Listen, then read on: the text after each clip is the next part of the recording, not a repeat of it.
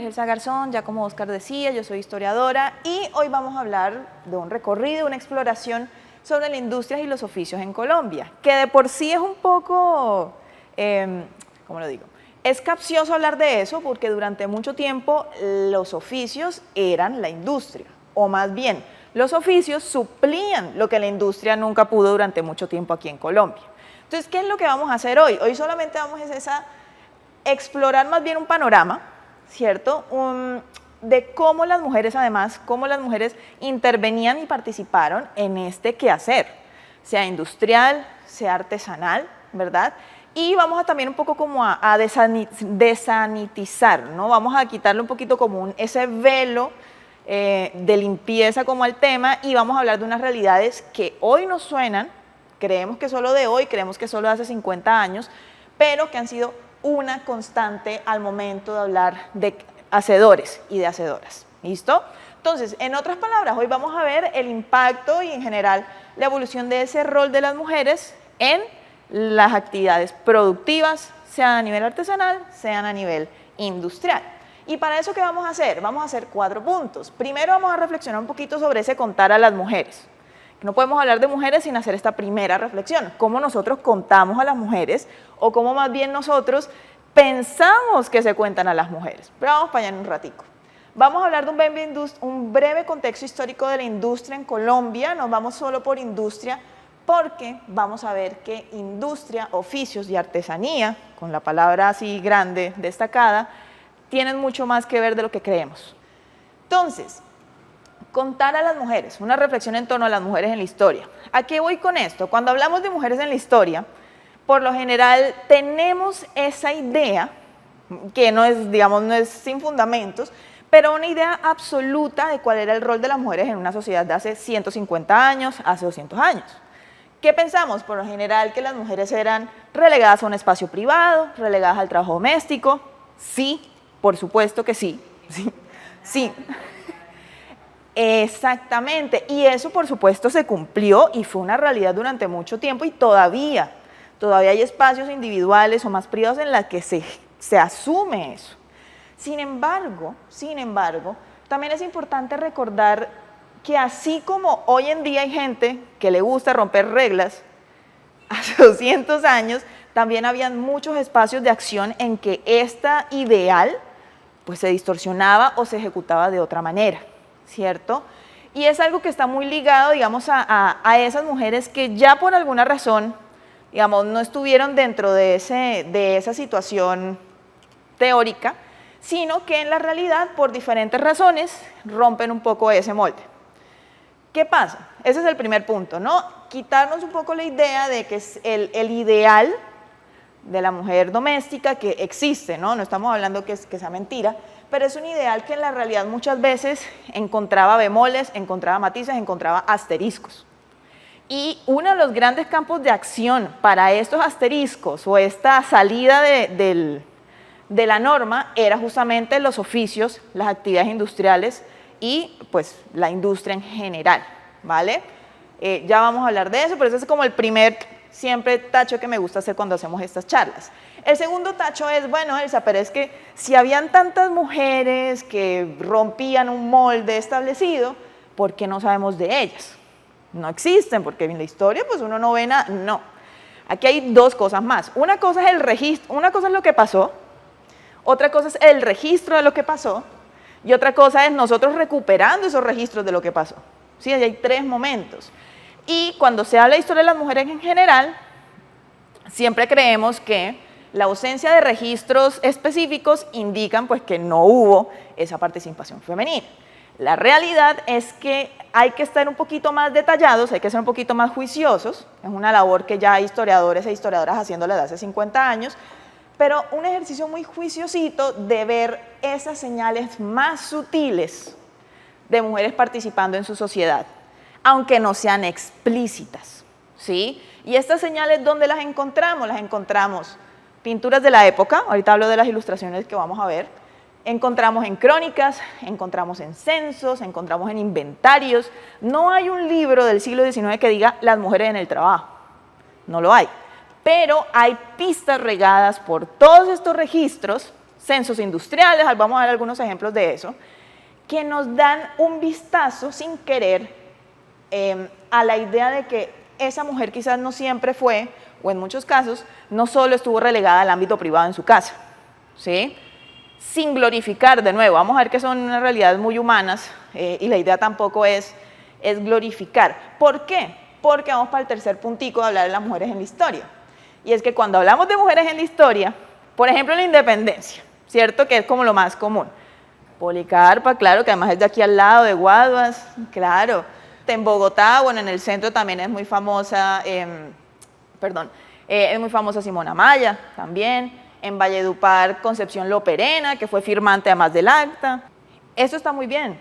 Digamos, aquí ya tenemos unos nombres de mujeres, pero ¿qué pasa con estas figuras? Primero, que si nos centramos siempre en el personal, en el personalismo, en la figura, pasamos dos cosas. A veces nos emocionamos recordando estos íconos y se nos pierde el personaje del mito o del ícono, ¿sí? No estoy acá para hablar si, por ejemplo, Policarpa, si existió o no existió. Ese no es el punto, porque ya es una personaje establecida en nuestra forma de recordar la historia. No vale la pena quedarnos en eso. Pero lo que sí, digamos, me interesa más es qué tanto de esto que no sabemos de las heroínas, de las mártires, de las figuras personales, hace parte de una idea de mujer en el pasado. ¿A qué me refiero? A mí cuando me hablan, por ejemplo, de Antonia Santos, mi favorita es Antonia Santos, hablando de independencia. Cuando hablamos de Antonia Santos, siempre recordamos que Antonia Santos la asesinaron por apoyar a los patriotas, o bueno, fue ejecutada, y eso generó que en Charalá, digamos, en esa zona, esa Charalá, Socorro, hubiera, digamos, mayor resistencia militar por parte, digamos, de los patriotas, bueno, la gente local hacia los realistas, ¿verdad? Perfecto, hasta ahí vamos. Pero más allá de eso, no sé quién se acuerde que Antonia Santos era también líder, era líder militar, ¿sí? Era líder logística, digamos, era una mujer que más allá de su condición de patriota, actuó como parte de las guerrillas del Coro Moro, que fue pues una fuerza de resistencia que además estuvo Santander y que ayudaba, digamos, a los patriotas mientras se organizaban para avanzar hacia el puente de Boyacá. Entonces, a veces se nos pasa el qué hicieron estas mujeres por quedarnos en el nombre, en el ícono, en la mártir. Y eso es una concepción muy mariana del siglo pasado. La mujer como mártir, la mujer, digamos, como esta figura impoluta, la mujer un poco como, también como virgen, ¿no? Como digamos, estas historias de santos y de santas, pues de la religión católica. Entonces, incluso recordando figuras y personalismos, tenemos que ser muy pilas o muy cuidadositos en no irnos a repetir eso sin realmente entender, bueno, ¿y por qué estamos recordando a esta persona? Porque recordamos a Loperena, por ejemplo, sí, fue patriota mujer, claro, pero es que ella también firmó el Acta de la Independencia, ¿sí? ¿Por qué era importante Manuela Sáenz? Sí, fue amante de Bolívar, sí, perfecto, maravilloso, pero ¿qué más? Ella era líder política, ella era líder militar, ¿sí? Habían intelectuales europeos, llegaban, ya cuando ella ya estaba mayor, ya cuando había pasado la independencia, llegaban de Europa a visitarla y pedir consejos o escucharla. Era un ícono también, digamos, de esa vida militar, más allá de una relación con Bolívar. Entonces, a lo que voy es que está muy chévere las figuras, los nombres, pero hay que tener cuidado con ese, ¿por qué recuerdo este nombre? ¿Sí? Por otro lado, buenos días, por otro lado, también, ¿qué pasa? Como hay muchos de estos registros que son más bien pistas, ¿cierto? A veces quedarnos en el personalismo se nos olvida o nos hace olvidar que también hay actrices anónimas, buenas, y actrices colectivas, ¿sí? O sea, cuando hablamos de historias de las mujeres, sí, van a haber uno o dos nombres, pero también, y lo vamos a ver realmente en esta charla, también hay cifras, grupos. ¿Nos va a ser muy difícil ponerle un nombre a eso? Sí, pero no por ello significa que no hubo presencia femenina en la industria o en los oficios, ¿vale? Entonces, por eso vamos a ver que en esta ocasión, en vez de ver una lista de nombres, vamos a ver uno o dos, pero en vez de ver listas de nombres, vamos a hablar de grupos, ¿vale? De mujeres, de porcentajes, que son un poquito menos emocionante a nivel épico, a nivel narrativo, pero que es mucho más acertado al momento de hablar de mujeres en la industria y en los oficios. ¿Listo? Yo quería traer un par de ejemplos, a lo que me refiero con pistas, ¿no? Como con pistas de esa presencia femenina. Esto que vemos acá es un fragmento escrito por Francisco de Paula Santander en su correspondencia, Y dice, no marchará en la división mujer alguna, bajo la pena de 50 palos a la que se encuentre. Si algún oficial contraviniera esta orden, será notificado con severidad y castigado severamente el sargento, cabo o soldado que no la cumpla. ¿Vale? Bueno, y uno dice, ¿por qué Santander está hablando de no dejar mujeres entrar? Ay, que la restricción de las mujeres en los ejércitos. Sí, obvio, por supuesto, eso ya lo sabemos.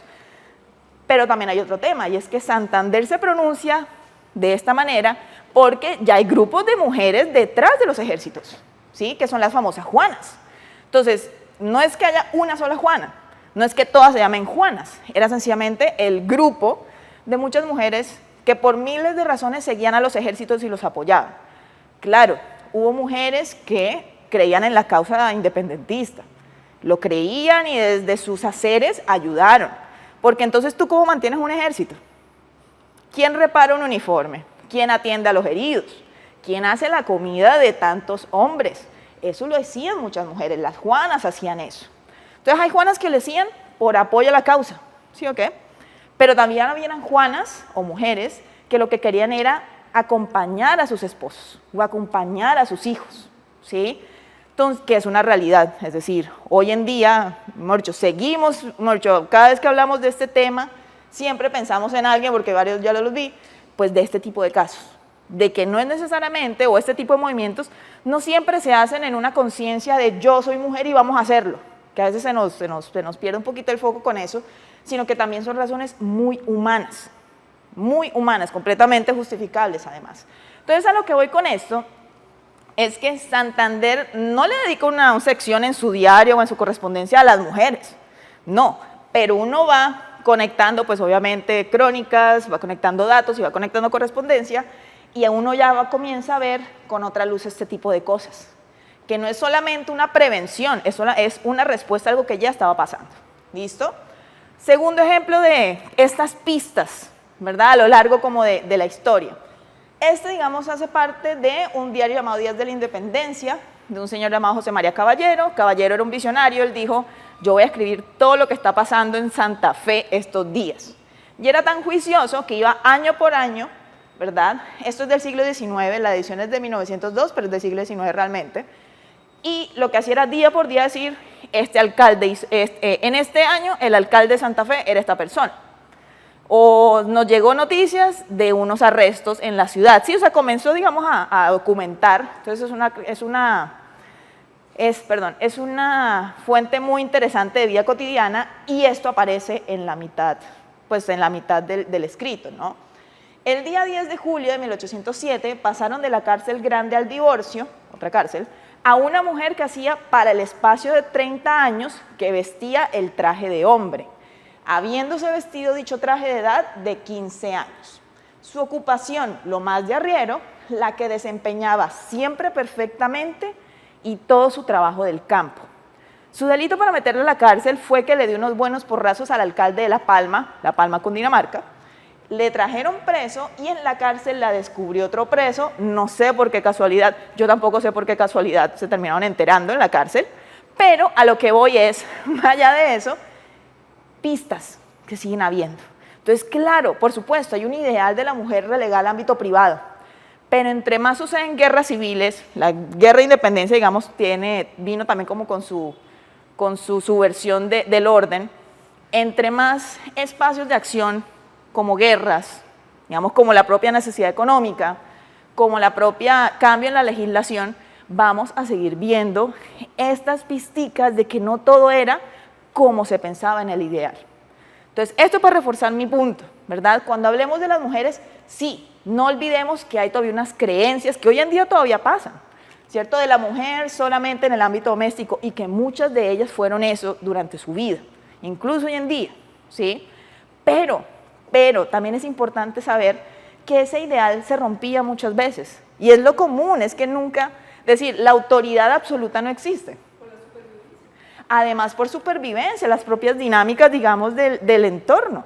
Ningún municipio está vigilado siempre por una fuerza, digamos, autoritaria, ¿sí? O por una autoridad, más bien no fuerza autoritaria, por una autoridad, lo siento, Por lo tanto, muchas de estas cosas pasaban en el día a día y muchas otras habrán pasado por fuera de los registros y que a lo mejor, pudieron haber pasado, ¿vale?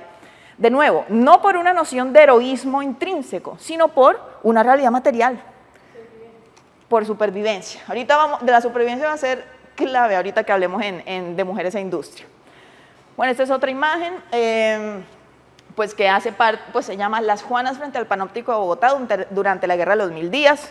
Entonces pillen, la tradición de grupos de mujeres siguiendo a los independentistas sigue presente en el siglo XX, 20 son los 1900, por fin, a veces se me olvida aclarar, para principios del siglo XX, en el año 1900, en la Guerra de los 1000 días, siguen habiendo estos grupos. No sabemos quiénes son, no vamos a saber cómo se llamaron. Ya creo que pues a menos de que se encuentre una fuente documental muy juiciosa, no lo vamos a saber, pero hay que recordar que siempre estuvieron ahí, siempre, ¿vale? Otra forma, digamos, también de identificar estos roles más silenciosos, digamos, los registros gráficos. Obviamente en el siglo XIX, o sea, los 1800, no hay fotos. Las fotos, pues sí, hasta el final del siglo. ¿Señor? Pinturas. Hay pinturas, exacto. Y no cualquier pinturas. En este caso, los que vamos a traer hoy, o las que vamos a ver a lo largo de toda la conferencia, va a ser acuarelas de la Misión Coreográfica y las de Ramón Torres Méndez. ¿Por qué? Porque tanto la Comisión Coreográfica como Ramón Torres Méndez querían retratar esa ciudad, ¿sí? Se llama cuadro costumbrista por eso. Y en ese cuadro costumbrista, a él no le interesa decir, uy, vamos a centrar nuestro ojo en las mujeres, no necesariamente, sino que vamos a registrar algunos oficios, algunos personajes, y resulta que además muchas de ellas están ahí. ¿Listo? Adelante, tranquila, bienvenidas. ¿Listo?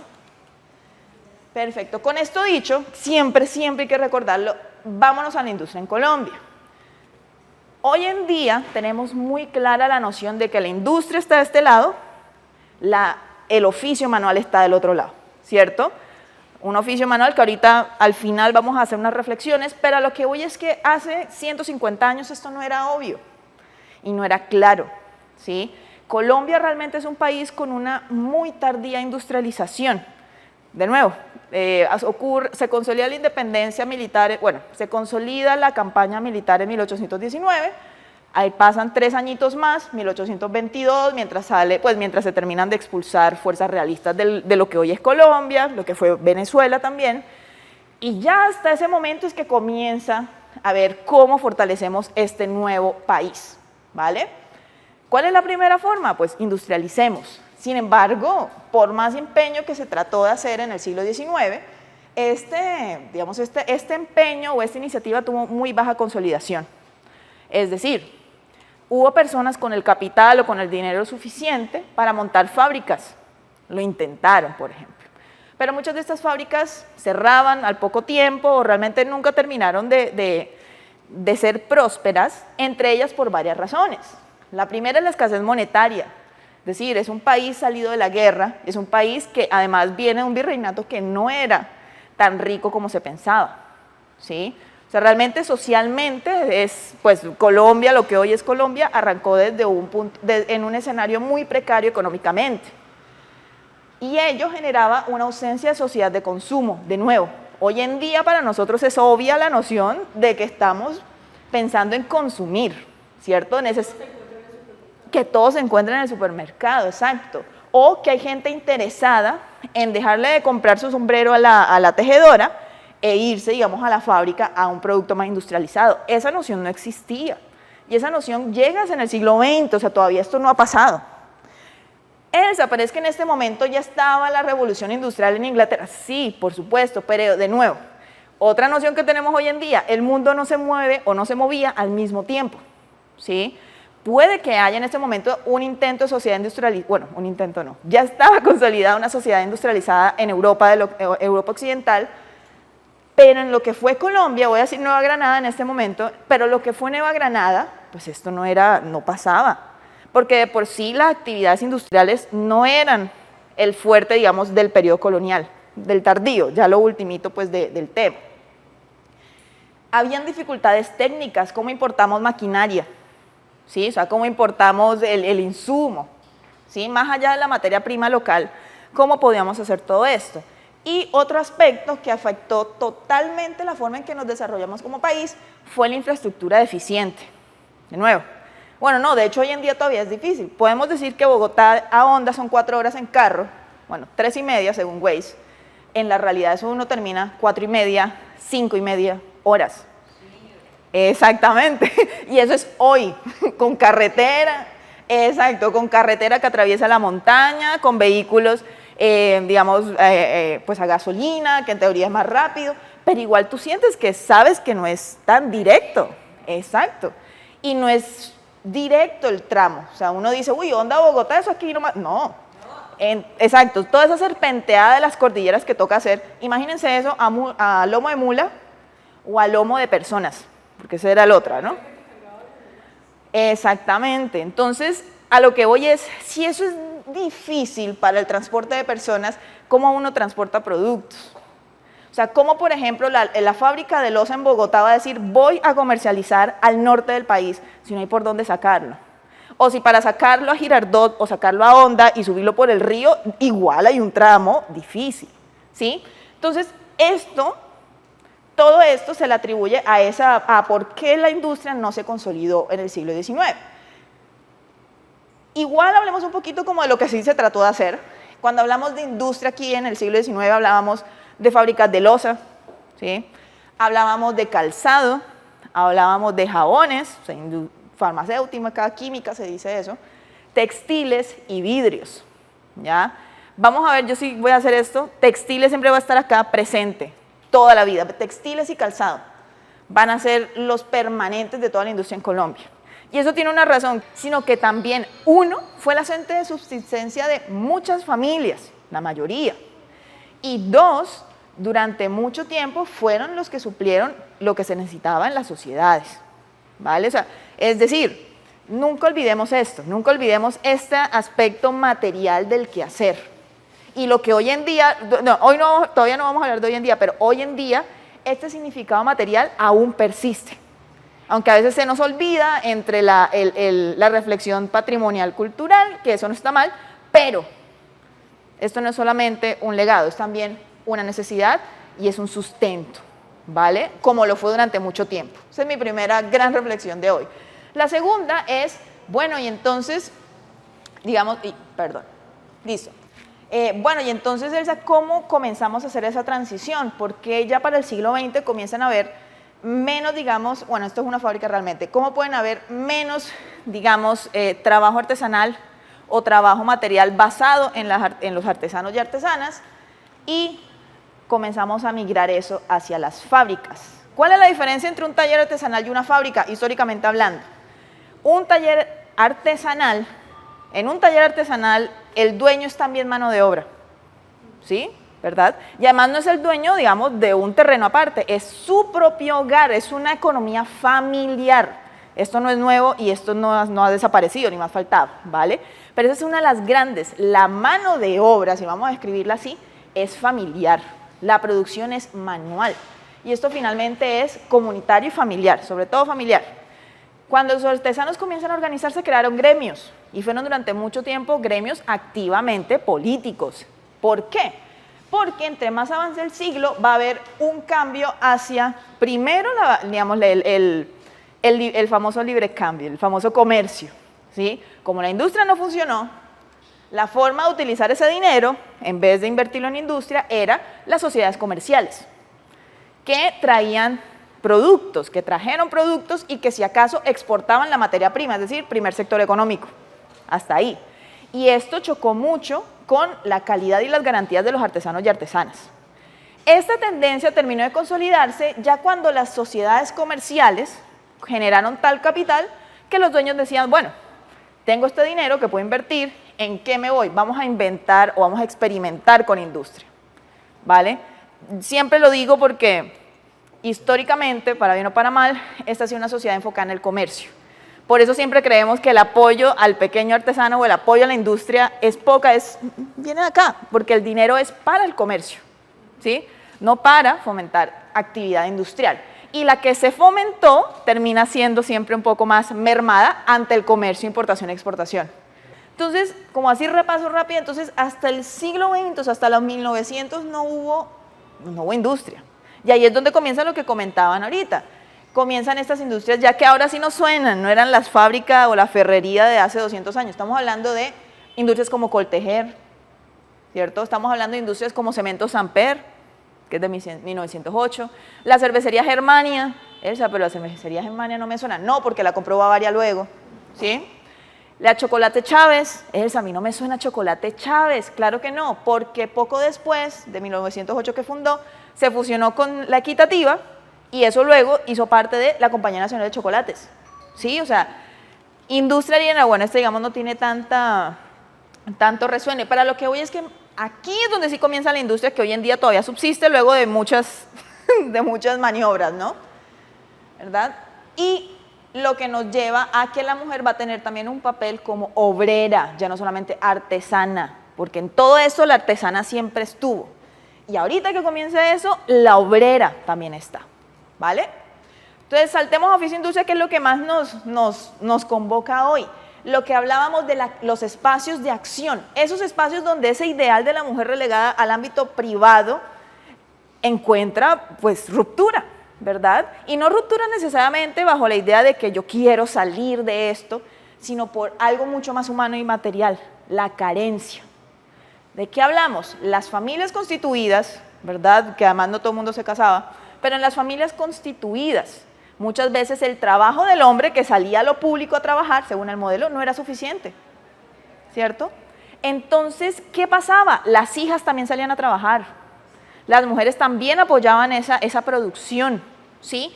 Esto no es solamente un tema de convicción, es un tema también de necesidad. Y mucho de la artesana colombiana es fruto de la necesidad de completar ese ingreso familiar. ¿Esto qué significa además? Que es una realidad que hoy en día también hablamos, que esta participación en las actividades productivas no eran reemplazadas o no reemplazaba a la actividad doméstica. Esto se sumaba a la actividad doméstica, ¿sí? Es decir, de nuevo, la idea de que los dos están trabajando, no, ¿cuáles? Además, digamos, de esa necesidad de salir a trabajar, como les tenía que pasar a muchas familias, pues esto se sumaba a lo que tenían que hacer en el hogar, ¿vale? Que ya comienza a sonar mucho, digamos, a historias ya más cercanas a nosotros, temporalmente. Más allá de eso, de nuevo, las imágenes hablan más que las palabras. Estamos hablando, por ejemplo, de mujeres que sin saber, es decir, sin que a nosotros tengamos que cruzarnos con una crónica, mujeres que hacían parte de la venta de aguardiente o la venta de cigarrillos, que además eran chicheras y vendían la chicha, ¿sí? De nuevo, no es necesariamente industria, pero son actividades económicas. Estancieros, es decir, a quienes administran una estancia, ¿sí? O un hostal, bueno, hoy en día se llamaría un hostal, pero una estancia. Digamos, una cigarrera, es decir, una mujer que envuelve los cigarros del tabaco, que ya por ahí ya habían comentado ese oficio. Son oficios que, de nuevo, digo invisibles en el sentido del registro, pero que estuvieron ahí, ¿cierto? Y que sin querer queriendo lo tenemos registrado en acuarelas. Para seguir avanzando, entonces, oficios con alta participación femenina. Quienes estaban como artesanas todavía, en talleres manuales, tenían oficios como moledoras, costureras, de nuevo siempre hablo de la costura, de los textiles y del tejido, costureras, aplanchadoras, pues que se encargaban de aplanchar los ropajes, lavanderas, tejedoras, de nuevo, son oficios que yo le pregunto a mi abuelita y todavía pasaban, todavía sucedían, y hubo mujeres y hay mujeres que todavía se ganaban la vida con esto, ¿verdad?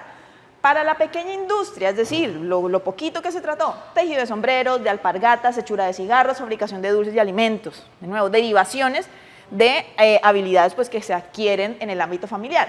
Y en otros escenarios, amas de casa, sobre todo blancas y blanco-mestizas, con negocios paralelos. De nuevo, hay actividad, la hubo, siempre la ha habido, ¿vale? Tanto así que hay 3 rubros que en 1870 tenían más, pues se registró más población femenina que masculina. 227.000 artesanas contra 92.000 artesanos. 11.130 fabricantes, mujeres que trabajaban en fábricas o en las pocas fábricas que habían, versus 4.000 caballeros. 10.000 artistas contra 4.000. ¿Por qué? Porque parte de la educación femenina era las bellas artes, sobre todo pues en altas esferas sociales. Entonces había mujeres con esa capacidad y de acuerdo con el censo de la Nueva Granada, citado por Aida Martínez Carrero, eran rubros que en el registro superaron al de los hombres. Entonces, a lo que voy es de nuevo, más allá de ese ideal del ámbito doméstico, hubo espacios de acción, la mayoría por necesidad, ojo, lo hablo desde un punto de vista muy humano, pero hubo, y siempre lo ha habido, ¿vale? Siempre ha habido mujeres artesanas y siempre hubo obreras, ¿vale? Entonces, a eso voy también. Ya con el siglo XX que comienza Fabricato, sobre todo Fabricato Coltejer, en Bello y en Medellín, las mujeres se vuelven la mano de obra predilecta. No solo, digamos, y no por una razón de género, pues sí, es una razón de género, no por una razón de capacidades, no por una razón de que trabajan mejor o peor, eran porque eran mujeres. Y como son mujeres, se les paga 70% menos que a un hombre. Y como son mujeres, y esto sí hay registro, solo que no copié la cita, se creía, o el empresario de la época creía, que eran trabajadoras o obreras. Bueno, el concepto de obrera es muy actual, ¿no? Lo uso como para desde hoy, 2024, pero la trabajadora mujer era sumisa, poco más que una mujer un animal de carga, y pues no se quejaba ante todo esto, ¿vale? Entonces, a lo que voy es, segundo punto, mujeres trabajadoras en fábricas también siempre las hubo. Y por la misma razón histórica, totalmente dolorosa de nuestra realidad como país, y es por necesidad. No era por más. Es decir, algunas habrán de pronto encontrado unos lugares de acción, sí, pero finalmente la gran razón era la necesidad y la escasez económica, que siguió siendo históricamente una suma a la labor doméstica. Segundo punto, otra vez, tendencias, ¿vale? Cifras rápidamente, ya para mitad del siglo XX, esto es 1945, primer censo industrial, el 79% de las trabajadoras de la industria del tabaco eran mujeres. 79% de las mujeres eran industrias del tabaco. 54% en vestidos, 47% en textiles, de nuevo, la tendencia. Químicos y farmacéuticos, sorprendentemente, 41%. Elsa, ¿cómo así fue? Químicos y farmacéuticos, jabones, ¿sí? Cuando todavía la industria de la higiene era ligada a la farmacéutica. Jabones, lociones, tónicos. Y alimentos, 36%, ¿verdad? De nuevo, yo reitero, obviamente en el global industrial, pues las mujeres eran alrededor del 30% de la fuerza productiva. Todo muy antes del voto femenino, es decir, de nuevo, pongámoslo en perspectiva.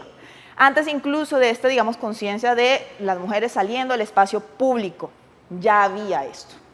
Y de nuevo, no necesariamente por una noción de salir al espacio público por digamos, valía propia o por la idea de empoderamiento femenino. Esto era por física necesidad. Y fue una necesidad que eventualmente se volvió ya causas más activas. Entonces, ¿quién estamos? Esta es la única figura que vamos a hablar, bueno, los que llegaron un poco después. Hoy era para hablar de grupos, no de personas, pero sí me gustaría, como siempre, hablar de ella. Esta foto o este retrato es de Betsabé Espinal, quien fue una trabajadora en fábricas de Bello, textiles, y que fue quien lideró una de las primeras huelgas en el sector de esta industria. Y además fue la primera que lideró la primera huelga encabezada por mujeres. Pues de nuevo, es que esto no es nuevo. Y estos son espacios de acción, más creados por la necesidad que por otra cosa. ¿Cuál era la necesidad? Malas condiciones laborales, trabajaban sin zapatos, sí o sí, trabajaban sin zapatos. Una paga inferior, ¿verdad? Y largas jornadas de trabajo. Entonces, a lo que voy con este último destaque acá, es que la actividad femenina siempre estuvo, siempre, desde el siglo XIX. Hay unos ideales de lo doméstico, por supuesto, pero las realidades, es decir, la anarquía generada por guerras civiles, las necesidades económicas, ¿verdad? La necesidad de una economía familiar de sustento, hizo que bueno, y en el caso de las mujeres solteras, porque también existió, la necesidad de una independencia, porque ¿de quién dependen si no están casadas? ¿Sí? Todo este tipo de historias más humanas, entre comillas, impulsó esta actividad y esta presencia femenina. ¿Listo? Entonces voy a cerrar ya como la última, porque ya se nos acabó el tiempo, y es solamente una pequeña reflexión porque ya estuvimos hablando de eso en el transcurso de la charla. Y es, hoy en día, ¿qué? Oficios, artesanías y patrimonio. Dense cuenta que hasta hoy he hablado del trabajo manual como una necesidad propia, pero también como una forma de suplir necesidades materiales de la sociedad. Hoy en día, lo que hoy consideramos un oficio, para bien y para mal, es también considerado patrimonio o tiene una dimensión cultural de por medio. Esto es muy valioso, primero por lo que ya nos comentaban algunas participantes, cómo este oficio, por ejemplo el tejido, la costura, ya no solamente una necesidad per se, sino que a partir de ahí se hilaron comunidades, se hilaron, pues, y todavía además, todavía se hila gremios, ¿sí? Todavía hoy en día eso pasa. Y por eso es importante también reconocer eso. Este video no alcanzamos a verlo, pero yo si se podría, Oscar, de pronto compartir en otro momento, chévere. Pero esto también, y mi apunte final es el siguiente, y es, ¿qué tanto, perdón ahí lo que voy a decir, qué tanto de la dimensión patrimonial nos hace olvidar que hoy en día estas actividades siguen siendo de sustento para muchas personas? Entonces es muy chévere, lo digo, yo trabajo en la cultura visual, me gusta mucho desde un punto de vista de estudio, la idea de cómo reinventamos pues estos oficios. Eso es muy interesante y relevante para continuar ese reconocimiento. Pero hago una pregunta también y es, ¿qué pasa cuando el oficio todavía es sustento? ¿Sí? ¿Qué pasa cuando el oficio es sustento y una convocatoria cultural no es suficiente? ¿Sí? ¿Qué pasa cuando el oficio es sustento y las políticas de impulso al trabajo, digamos, a los talleres familiares o a la economía familiar, no existe? ¿Sí?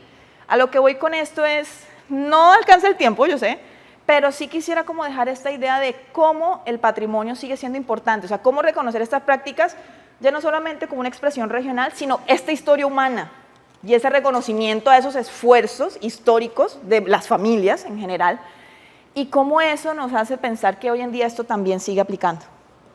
¿Sí? Obviamente no es algo que podamos resolver aquí en este salón, ni más faltaba, pero sí hago un llamado, o bueno, digamos, la conclusión de esto es, si esta historia de la intervención o la participación femenina en el quehacer es una de cultura, pero también de necesidad, hoy en día también, o tampoco podemos perder de vista, que también es necesidad, que también es comunidades, creación de comunidades, que también es, ya no un patrimonio abstracto, ¿no? Yo lo digo como autocrítica, porque durante mucho tiempo trabajé con este tipo de temas, sino también un patrimonio vivo.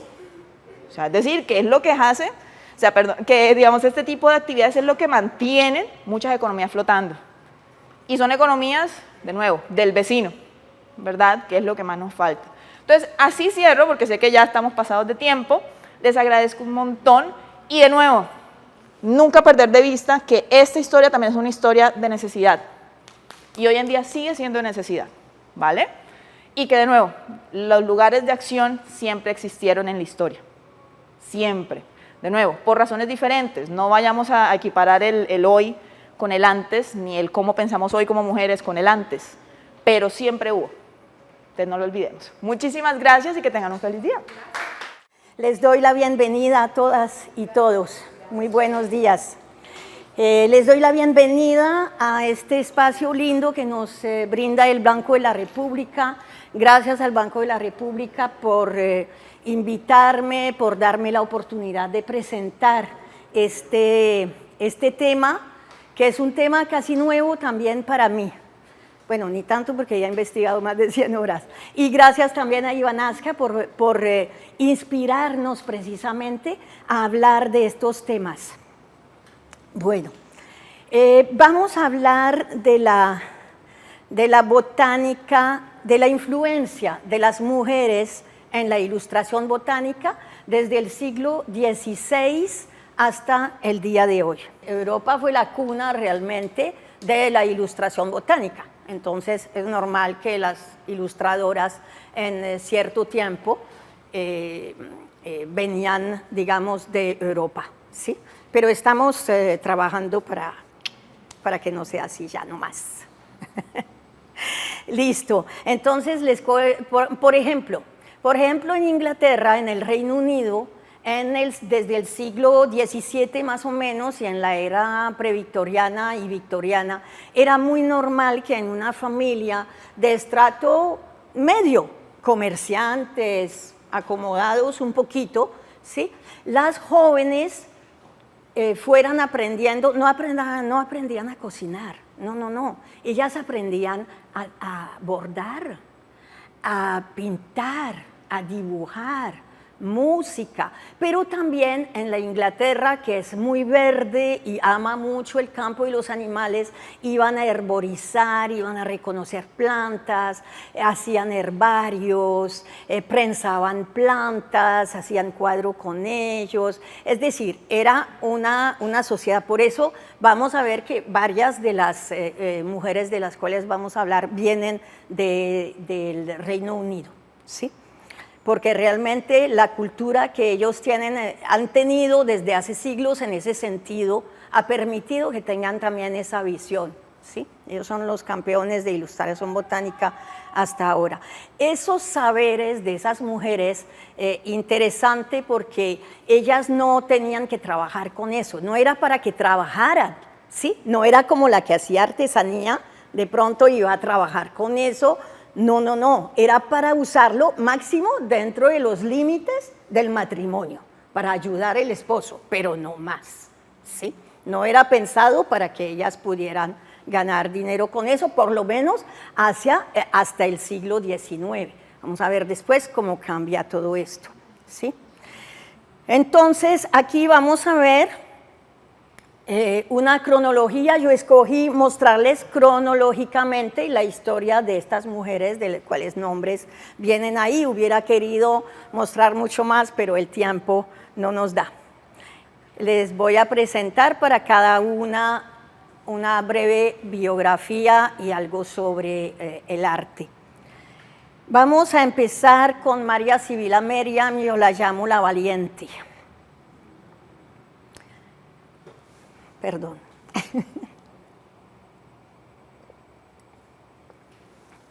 María Sibila Meriam es la primera mujer conocida ilustradora botánica.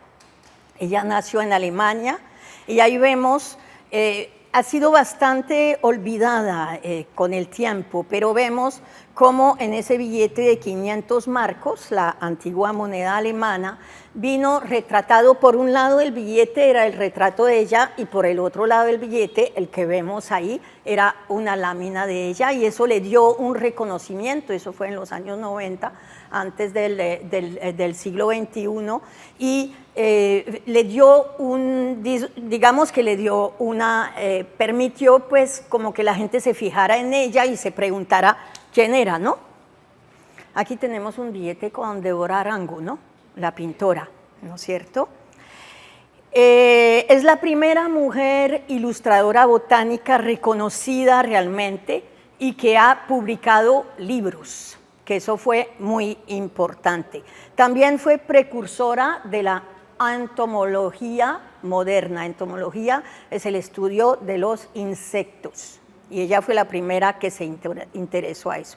Para ella realmente fue el entorno familiar que fue pues muy propicio al desarrollo de ella. Ella nació en una familia de grabadores y ilustradores, digamos no ilustradores, pero grabadores, pintores y viajeros, ¿sí? Entonces fue realmente un entorno muy que le permitió como sacar adelante ese talento que tenía. Inclusive podemos pensar que a ella le enseñaron desde muy pequeña a grabar en madera, porque el grabado en ese momento era la única forma de poder reproducir dibujos y de poder iluminar los libros, ¿no? Ustedes saben que recién era la publicación de los libros y los textos muchas veces venían adornados con hojas y flores y eran los grabadores que hacían eso. Entonces ella sí se puede pensar que se le enseñó eso para que ella ayudara en algún momento en el negocio familiar, ¿sí? Además, ella se casa con un artista, grabador, dibujante y pintor, ¿sí? Sus primeros dibujos son de flores, pero después ella empieza a adornar sus dibujos o a poner en sus dibujos las mariposas, que eso se volvería su estilo personal. En 1675 publica su primer libro, una hazaña ya para una mujer publicar un libro en ese tiempo. No sabemos si fue, no sabemos porque eso no lo leí, pero me lo imaginé, que de pronto no le gustó al esposo porque poco después se divorcian. De pronto como él también era dibujante y de pronto no tenía libro, entonces no sabemos. Esas son cosas que nos imaginamos, ¿no es cierto? Por eso la historia es muy linda porque podemos imaginar muchas cosas. ¿Cómo? El efecto mariposa. Excelente. Entonces ella se divorcia de su esposo y se va a vivir a Ámsterdam. Hasta entonces vivía en Frankfurt, donde había nacido. Se va a vivir a Ámsterdam, donde ella tiene un hermano. En Ámsterdam está su hermano y su hermano tiene relaciones con Surinam. Yo no sé si le suena a usted la palabra Surinam. Surinam era la Guayana holandesa, que llamamos, ¿no es cierto? Era una de las colonias de Holanda. Y él desde ese país, que es en Sudamérica, entre Venezuela y Brasil, sobre la costa atlántica, ¿sí? Él recibía muestras entomológicas o de animales, ¿sí? Él tenía esa conexión. Entonces, ella le da una curiosidad para conocer más de esa flora y de esa fauna de la Guayana, es decir, amazónica, ¿no es cierto? Y decide emprender un viaje con todas sus faldas y todo, ¿no? Es increíble, uno se repone en el contexto y es increíble. Ella viaja con su hija, 2 mujeres solas viajando. Ese viaje era por lo menos 3 semanas, creo yo, para llegar desde Ámsterdam hasta la Guayana holandesa, Suramérica, ¿sí? Y para dibujar plantas y mariposas. Llega a una sociedad colonialista holandesa, ¿sí? De pensamiento muy estrecho, una sociedad donde la mayoría de personas están ahí cultivando la caña de azúcar, con una gran presencia de los esclavos africanos. Dicen que más de 8.000, porque uno puede pensar cómo eran de grande esos ingenios, ¿no? de azúcar. Entonces ella llega ahí a pintar plantas. Entonces yo me imagino, pues, digamos, la sociedad mirándola como así, esta señora se va a ir sola con los guías indígenas, se va a ir por los caminos, se va a ir a pintar. Me imagino entre un asombro y un rechazo de la sociedad, ¿no? Más sin embargo, ella sigue con su hija, hacen pinturas, bueno, más que todo, pues la hija me imagino que le hacía, pues, un apoyo, ¿no?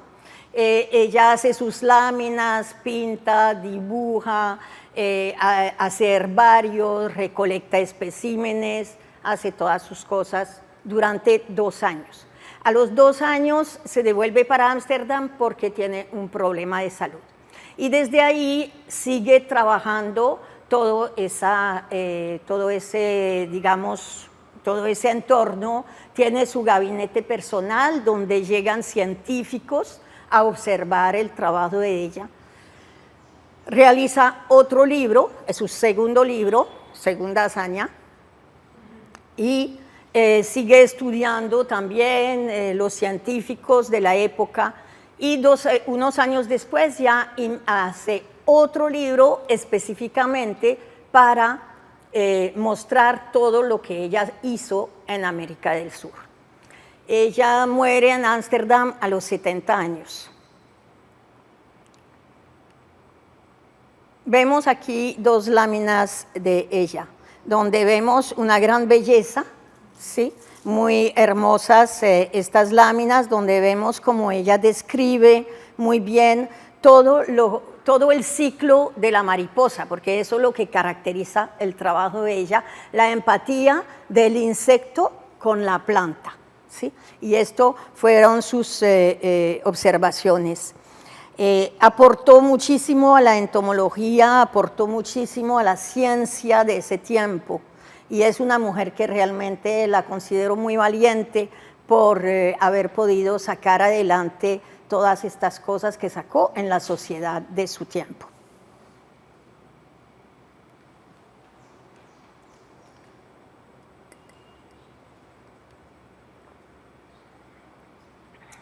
Bueno, vamos a viajar a Francia un poquito. A Francia, a conocer la vida de Françoise Madeleine Basport. Uy, qué acento tan bueno.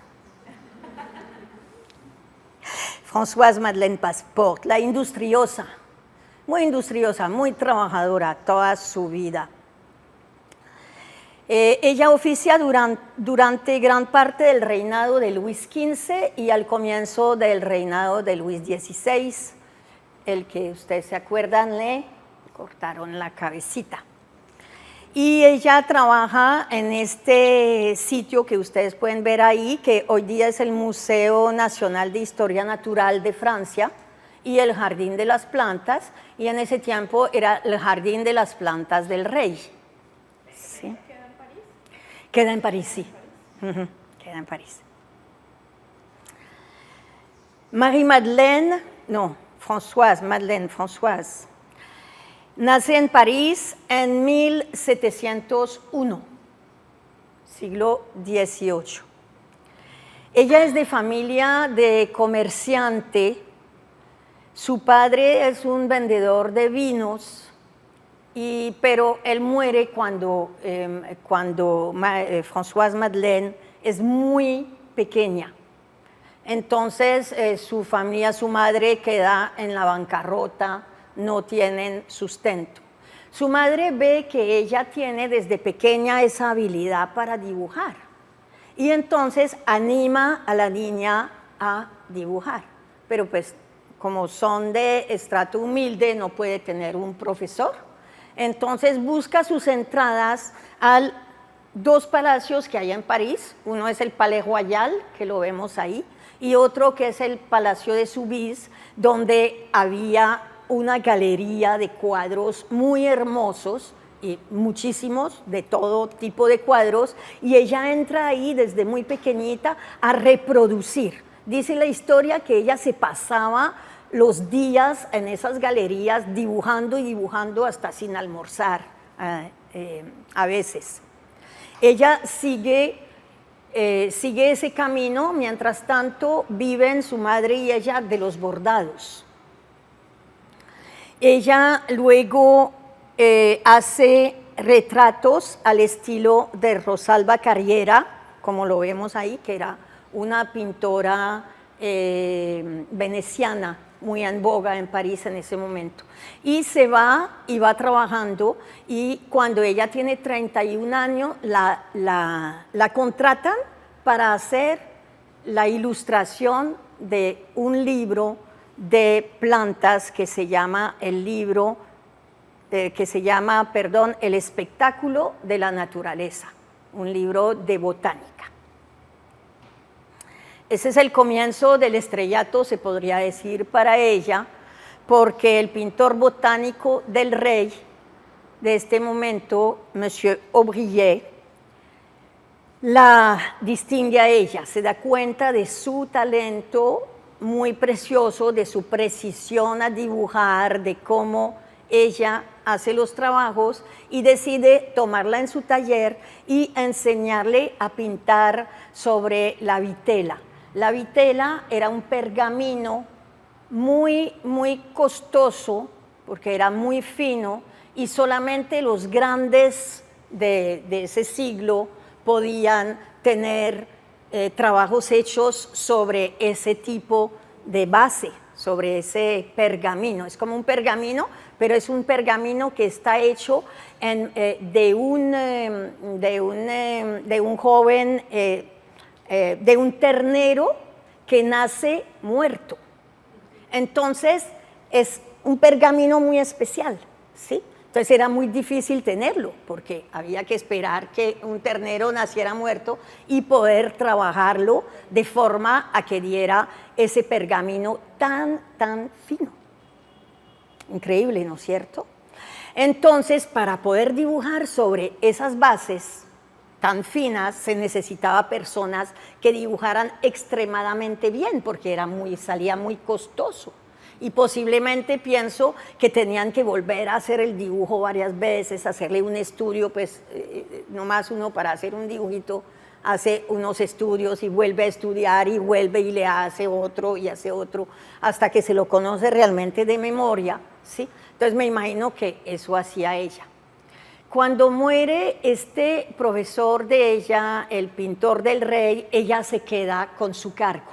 Y ella es la única mujer jamás en el mundo, en la vida, en todo el universo, a haber tenido realmente ese título de pintora y de dibujante y pintora de las plantas del rey. ¿Por qué? Porque después viene la Revolución Francesa y ya no hay rey, entonces ya no hay pintor del rey.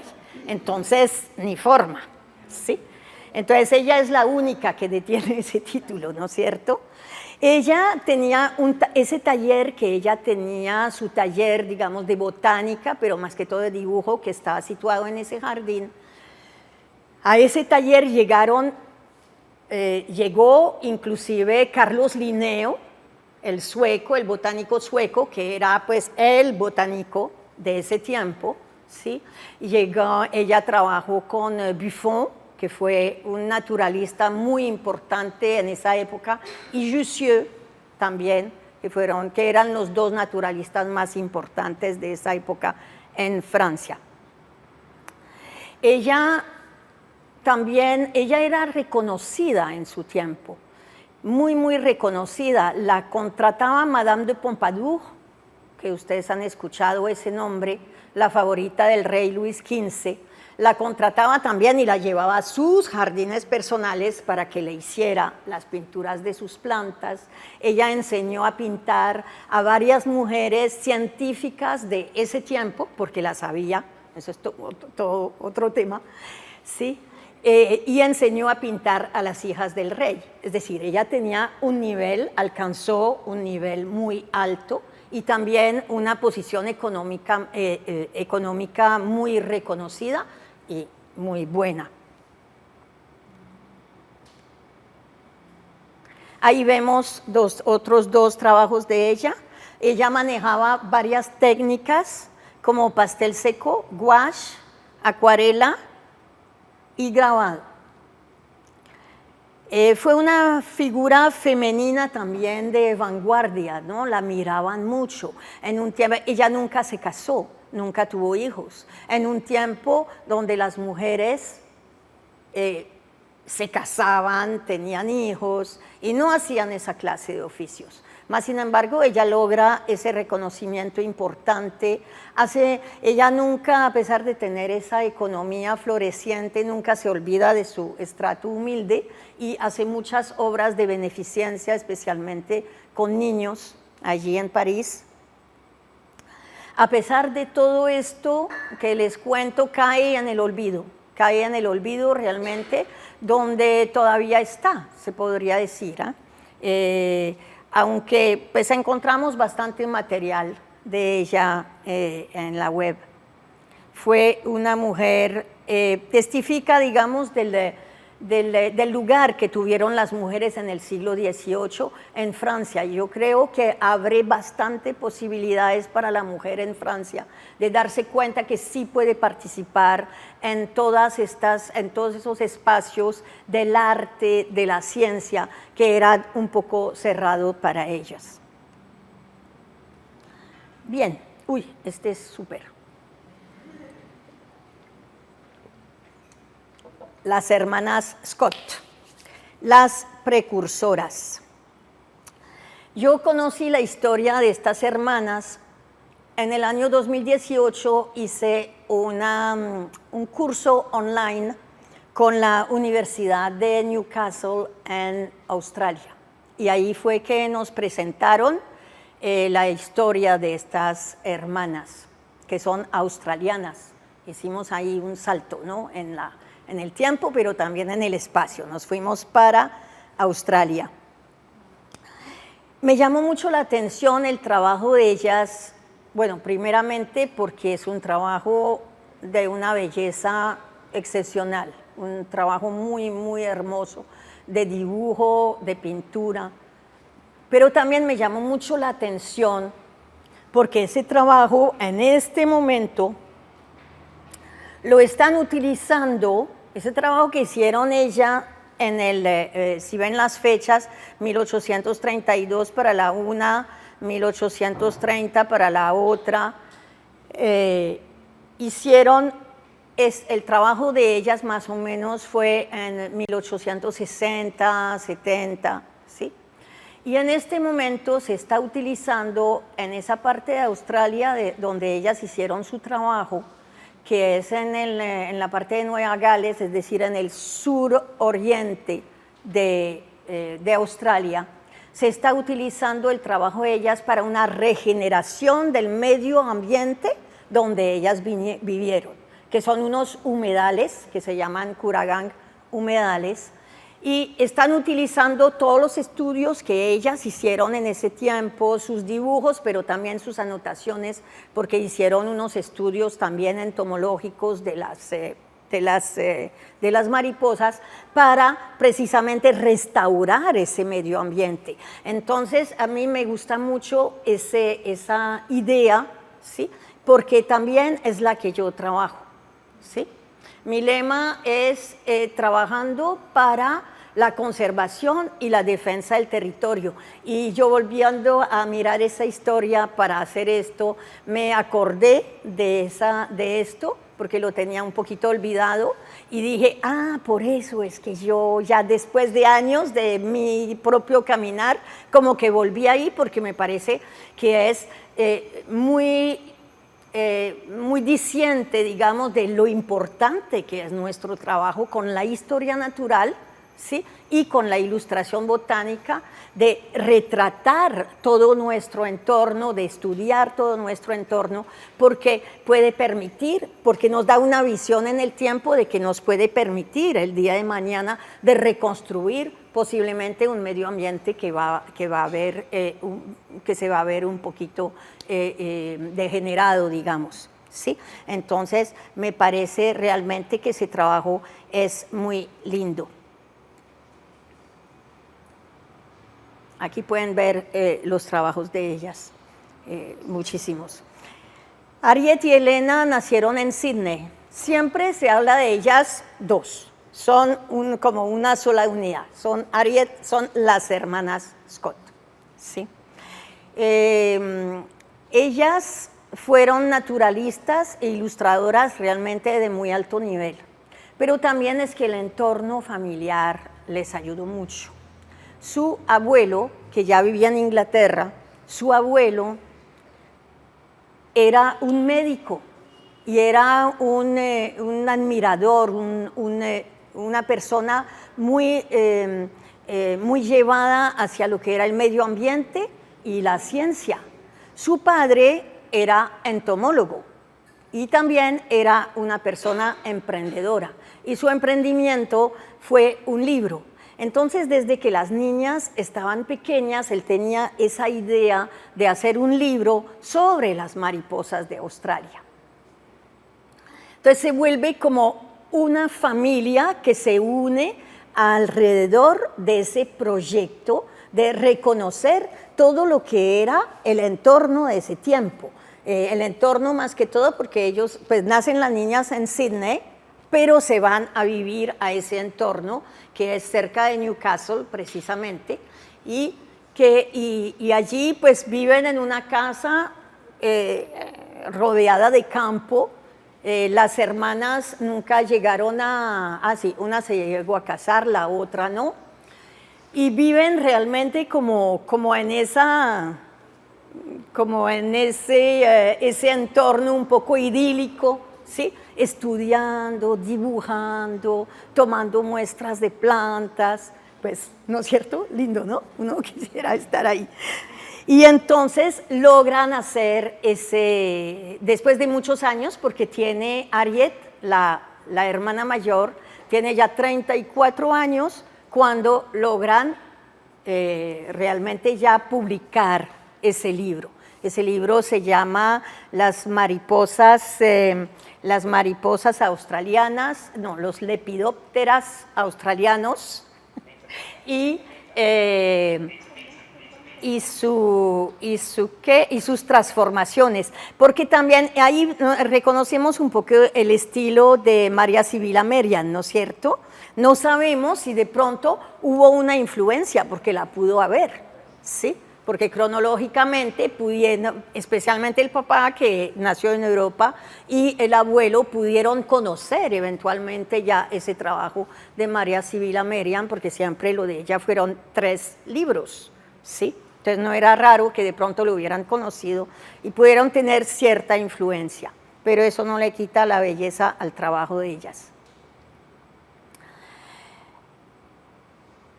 El segundo volumen de Lepidoptera fue completado y publicado en 5 partes en la última década del siglo XIX por el Museo Australiano. El Museo Australiano es el que todavía detiene absolutamente todo ese trabajo y se expone regularmente en Australia. Tiene también pues todos los derechos de autor y todo eso. Lograron un conocimiento muy importante de las plantas, de los insectos, de los animales en Australia. Coleccionaban muchas especies y lograron un reconocimiento muy importante en su tiempo, siendo llamadas por muchos científicos para participar con sus dibujos en diversas publicaciones. También fueron elegidas miembros honorarios de la Sociedad Entomológica de Londres por precisamente su trabajo, su libro, su publicación sobre los lepidópteras. ¿Qué más les digo de ellas? Pues nada, que realmente ese trabajo de ellas nos inspira tanto por lo que hicieron, ¿sí? Su vida fue una vida muy tranquila, no fue, pongamos, como la vida de Merian, que se fue al otro lado del mundo. Fue una vida muy tranquila, pero en un entorno muy tranquilo, pero mire la trascendencia que tiene en este momento en ese mismo lugar en Australia, y eso nos debe animar a nosotros a hacer un trabajo también pensando en defender nuestro territorio y en conservarlo. Marian North. Vamos a pasar a Marian North. Esta es una trotamundos. Es la trotamundos mayor. Ella volvemos a Inglaterra. ¿Sí ve? Yo les dije que los ingleses eran realmente los mejores en eso y lo siguen siendo. Entonces ella nace en 1830. Si vamos a ver las fechas, nace exactamente cuando nace también Ari Scott, ¿no? Es una época súper floreciente para los ilustradores. ¿Por qué? Porque no existe la fotografía, no existen los computadores, no existe nada digital, no existe. Entonces era todo el mundo dibujaba, aprendía a dibujar. Era algo muy normal, todo. Además yo digo que todo el mundo sabe dibujar. La gente que me dice, no, es que yo no sé dibujar, es que yo no sé dibujar. Yo le digo, ¿usted sabe escribir? Y me dice, sí. Yo le digo, entonces sabe dibujar, porque si usted escribe, en algún momento está haciendo un trazo, ¿sí? Entonces, si escribe, puede dibujar, ¿sí? Todos podemos dibujar. Hay que desarrollar ese talento tan lindo. Marian North, sí, la vemos aquí por ahí en algún país del mundo con sus faldas y su indumenta muy victoriana, ¿no es cierto? Ella nace en 1830 en el Reino Unido, cerca de Londres. Su vida viene muy ligada a los jardines de Kew, que están cerca Kew, K-E-W.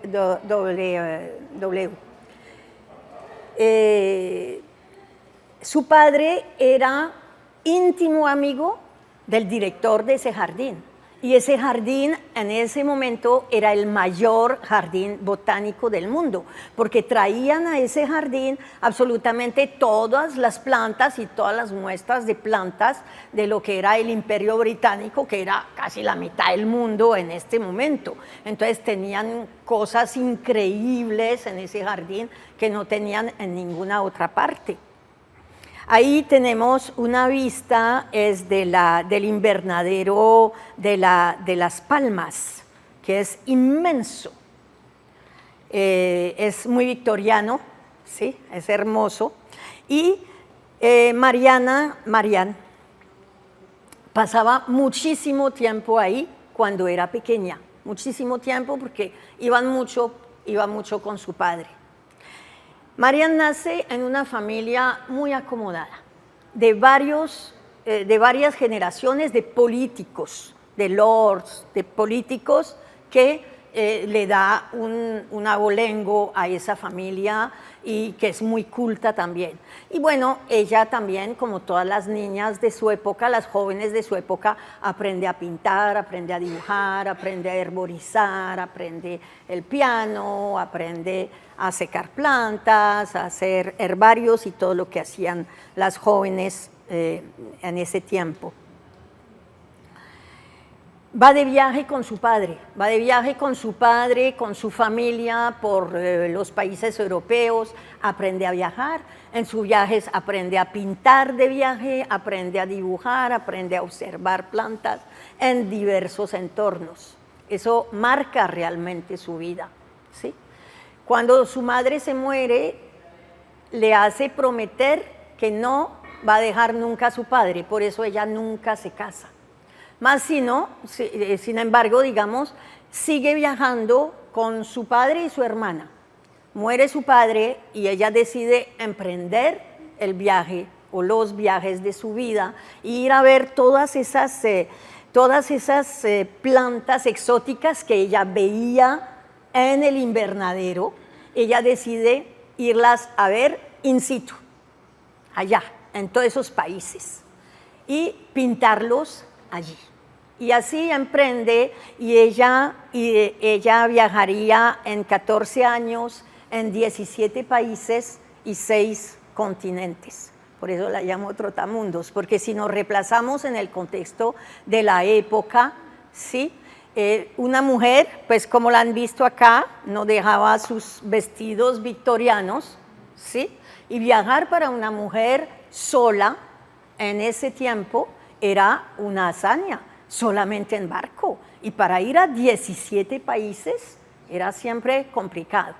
Lo que sucede es que, como les comenté, que venía de esa familia de políticos, pues ese le da a ella, le abre muchas posibilidades, porque ella se va con unas cartas y donde ella llega la atienden los ministros, la atienden los vicerreyes, la atienden los embajadores y los maharajas por allá en la India y todos esos países. Entonces, obviamente, pues la ayuda mucho y le da la posibilidad de desarrollar su pintura en todos esos países.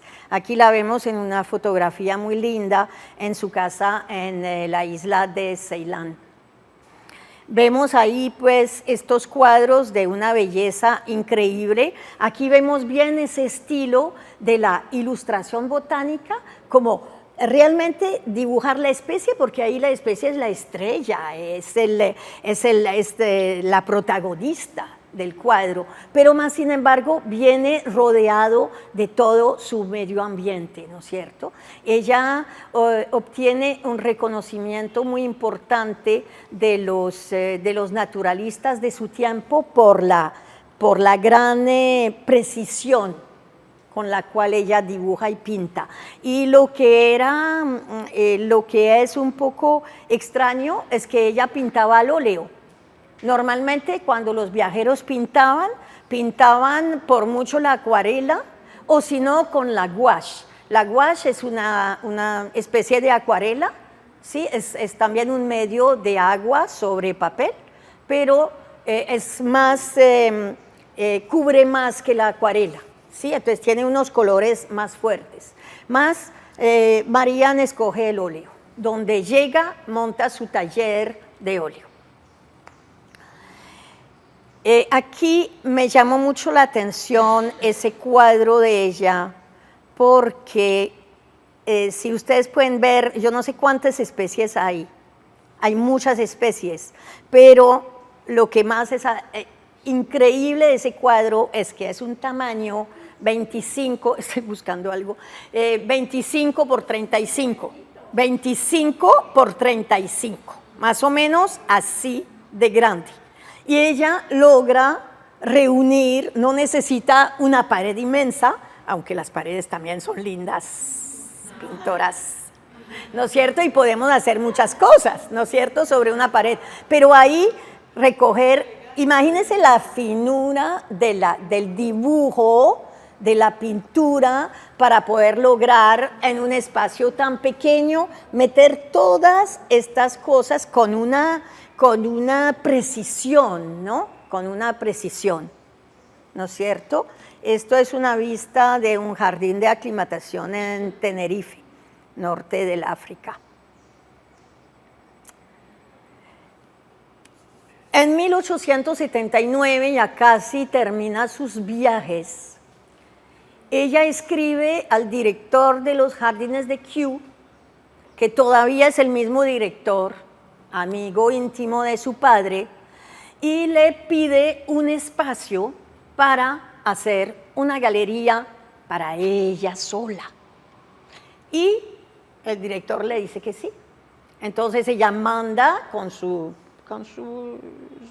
propios medios a construir su propia galería, que la pueden ahí ver en la foto, ese edificio. Ese edificio contiene 800 cuadros de ella, porque ella nunca llegó a vender un solo cuadro. De pronto regalar podemos pensar, ¿sí? Porque ella conoció mucha gente, pero a vender no vendió nunca ningún cuadro, solamente se dedicó, fue a retratar el medio ambiente del mundo. Entonces los invito a ir a la página de Kew Gardens, ¿sí? A la página de Kew Gardens, a ver esa galería extraordinaria. Es decir, es un cuadro pegado al otro en esas paredes, es increíble, ¿sí? 800 cuadros, todos, la mayoría pequeños, ¿no? Ella hacía mucho pequeño, pero uno puede entender porque es que ella iba de viaje, ¿sí?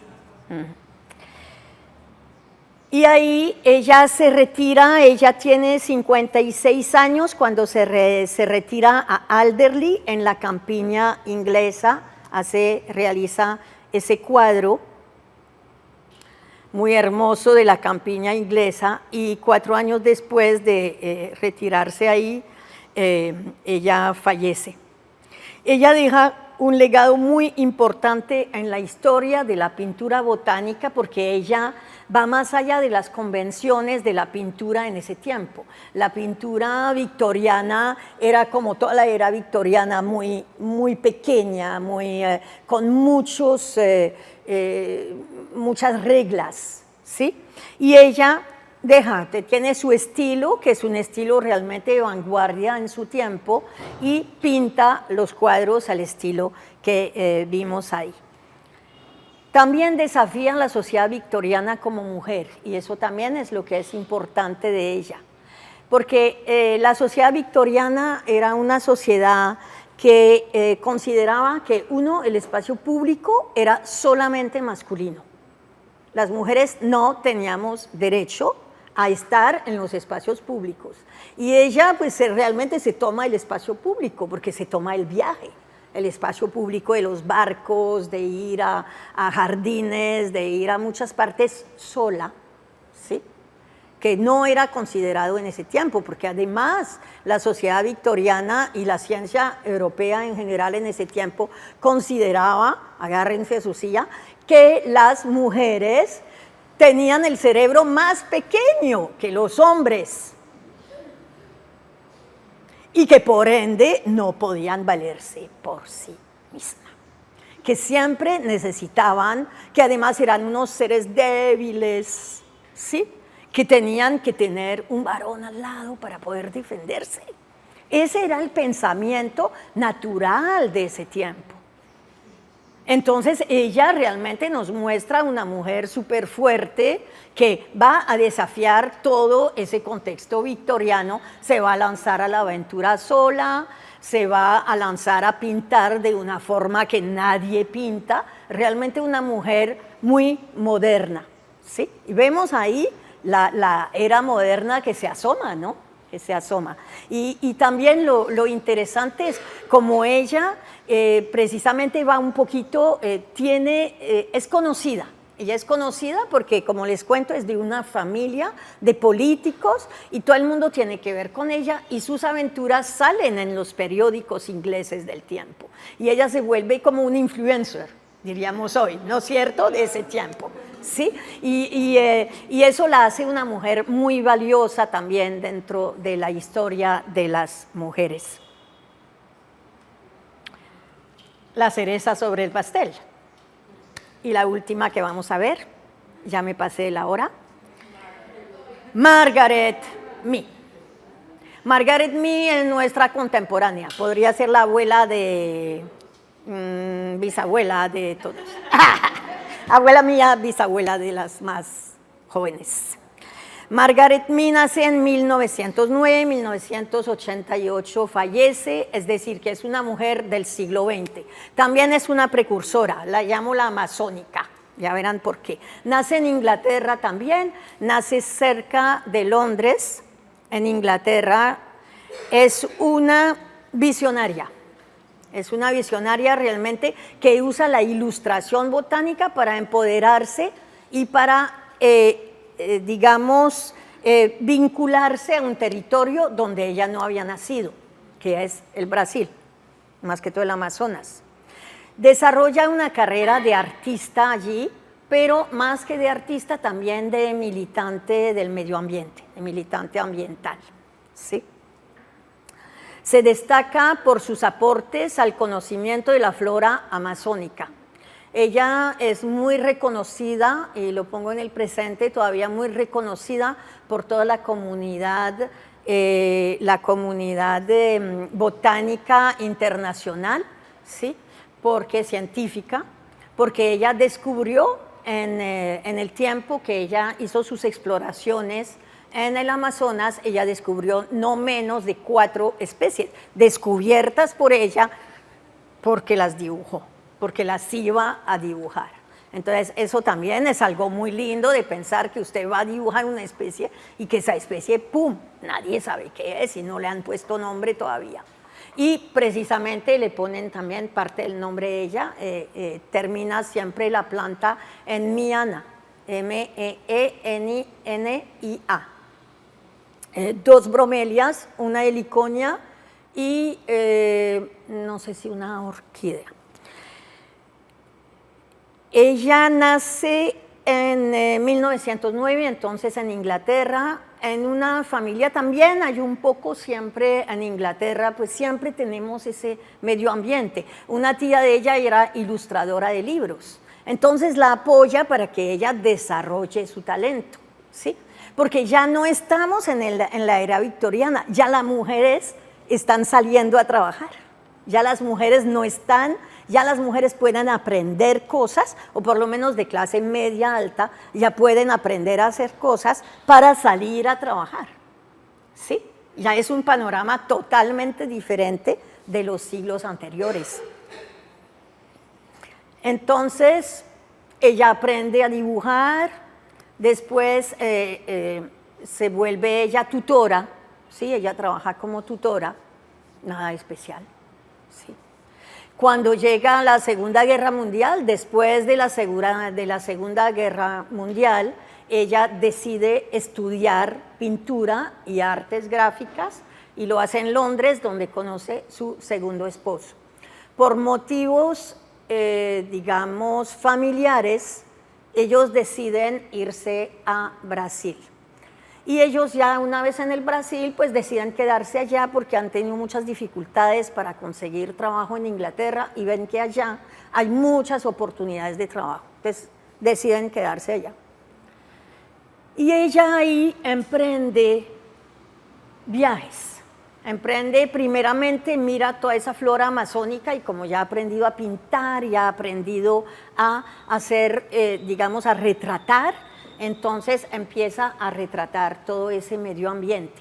Su esposo ha trabajado también en artes gráficas y yo creo que desde ese tiempo ellos están pensando en publicar libros, porque ella publicaría libros de su propio trabajo, varios. Ella empieza a viajar en el Brasil. Ella realiza 15 expediciones, unas más cortas, unas más largas. Ahí solamente hay 2 con las flechitas.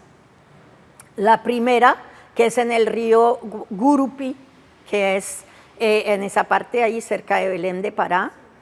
Y la tercera la trae muy cerca de Colombia, aunque nunca estuvo realmente en Colombia, pero sí en la selva muy cerca de Colombia, la trae por el río Baupés.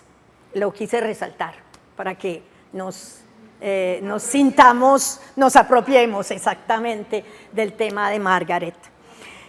Entonces, y desde la cuarta expedición se la patrocina National Geographic.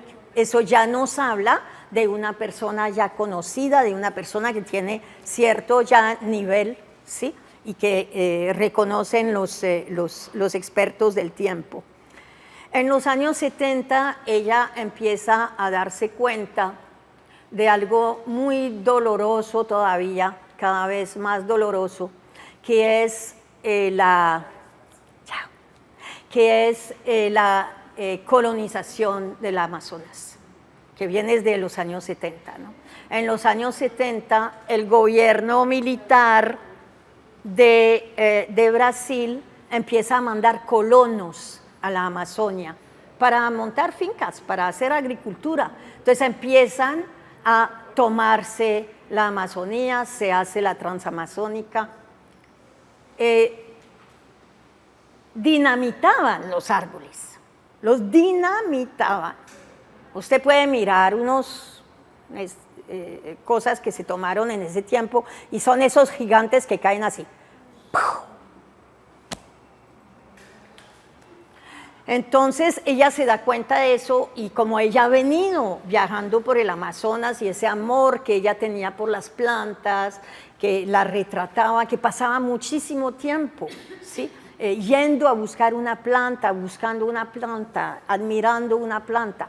Obviamente eso a ella le duele mucho y empieza a denunciar esto, empieza a denunciarlo en periódicos, empieza a denunciarlo en reuniones, lo denuncia hasta frente al presidente de ese tiempo, que era un militar además, no sé si Da Silva, no sé, no me acuerdo bien, hasta peligroso, ¿no? Le mandó un libro de ella con una nota que dice, espero que usted disfrute este libro porque las especies que usted puede ver ahí ya pronto estarán extintas.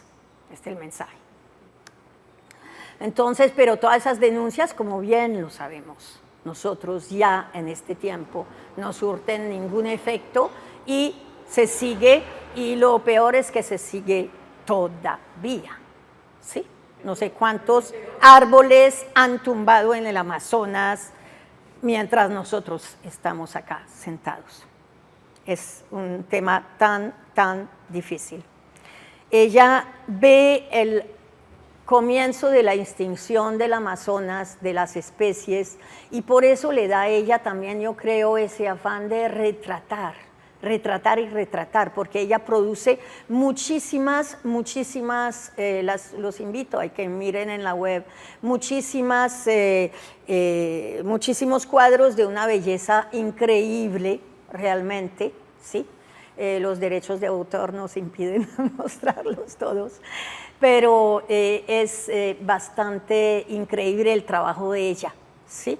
Ella tuvo más de 40 cuadernos de viaje, ¿sí?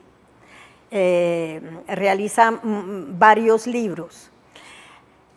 También por eso ella en cierto momento de su vida, ella empieza a retratar, así como Marianne North, que podemos pensar que ella había visto el trabajo de Marianne North, porque ella vivió durante mucho tiempo cerca, ¿sí? de ella, cerca de donde ella vivía, en esa misma región, y ella viaja a Brasil. Cuando ella viaja a Brasil ya tiene 46 años, ella no es joven, ¿sí? Entonces, empieza a hacer los cuadros con todo el entorno, a pintar con todo el entorno, como dando ese mensaje de que una planta no puede vivir sola, tiene que vivir en un entorno, ¿sí? Eso caracteriza también su obra.